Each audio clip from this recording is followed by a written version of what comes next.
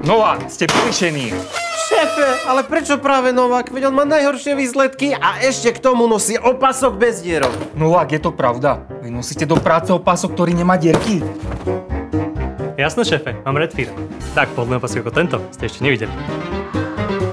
Vďaka tomu, že Redfear nemá žiadne dierky, mi vždy dokonale padne. Po obede si ho viem jednoducho uvoľniť a pred poradou zase zatiahnuť. Novák, nechcete ma naštvať. Čo je to zase za výmysel, ten Redfear?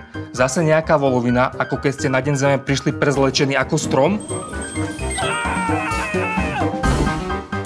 Šéfe, prisahám na vášho bludišťáka, že Redfear si zamilujete. Skúste si ho sám. A Redfear opasky sú navrhnuté tak, aby ste sa v nich cítili komfortne celý deň. A jedno, či držíte keto dietu, alebo ste sa práve vrátili z obedu od babičky. Zeman, máte výpoveď? Čo? Ale prečo? Lebo nosíte opasok s dierkami. Šéfe, ale ja som nezdedil po babičke garzonku v Bratislave tak ako Novák. Nie som milionár ako on. Nemôžem si takýto kvalitný opasok z talianskej kože dovoliť. Zeman, aj Svoboda, ktorý nevie počítať, vie, že je výhodnejšie kúpiť si jeden kvalitný opasok z pravej kože s 5-ročnou zárukou, ako stále dookola kupovať nekvalitné opasky, ktoré nič nevydržia. A navyše teraz môžete získať 20% zľavu na prvú objednávku. Takto si idem hneď jeden Redfear objednať.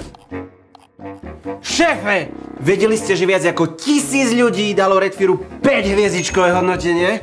5 hviezdičiek? Nečudujem sa. Ten komfort je na nezaplatenie.